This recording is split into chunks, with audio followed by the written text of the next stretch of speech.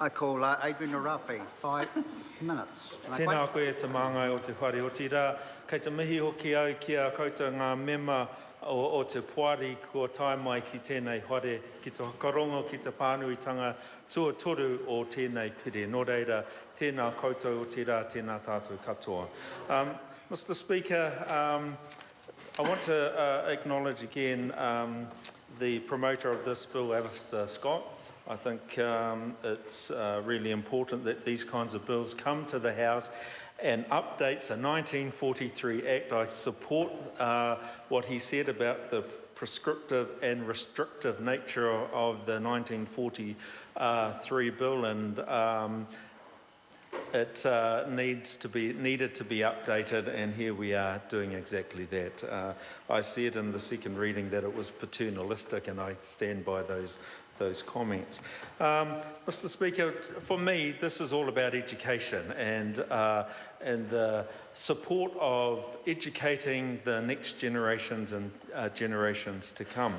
And the changes allow, as has been already spoken about, the ability for the Trust to give scholarships not only for Anglican schools, but other schools as well. And we heard from the member for Rangitike in McKelvey, and just a couple of things I really wanted to, well, three things actually. Number one, Tirikina Māori Girls College is actually a Presbyterian school, or was, until it closed. The Hatopolda School is a Catholic school and offers places for a number of, not only Catholics, there's quite a few people for Tamariki that go from Te Kuro o Rātana actually. And the other thing is, I'm absolutely certain that my whanaunga from Rangitane o Manawatu wouldn't dare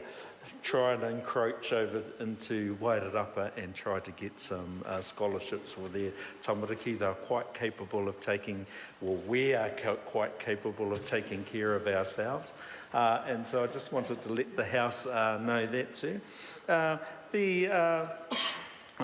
think the other changes that haven't been mentioned around the purpose and the ability for the board to make distributions also includes grants to governing bodies of schools, not only for students, but also making a grant to governing bodies, also making grants for the establishment of furnishing and maintenance and management at a school, which is fine by me, but I do want to point out that's actually a Crown responsibility, and whilst that's okay in my mind, I think we don't want to discharge the government's responsibility either to those schools, and I think I just wanted to mention that. Also wanted to congratulate the Māori Affairs Select Committee for the work that they have done on this bill. I agree with the wording around who qualifies for a scholarship, and I think the terminology that has been used allows a much broader scope for those who wish to apply for scholarships under this new bill from the Trust.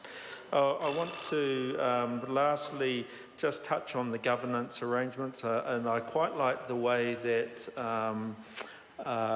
there has been a staggered arrangement for the appointment of trustees. I think that ensures that there's good continuity and that you don't have, after the first term, all of the trustees leaving. And so having that staggered approach is a very good one to maintain continuity. So I want to acknowledge that. I want to acknowledge that the number of trustees has been reduced under this bill as well. And I think that makes for a much smarter and a much more efficient running of trusts from my experience. that when you have a number around, I think the optimum is around 7. In this case it's 8, so it's very close. Thank you, sir.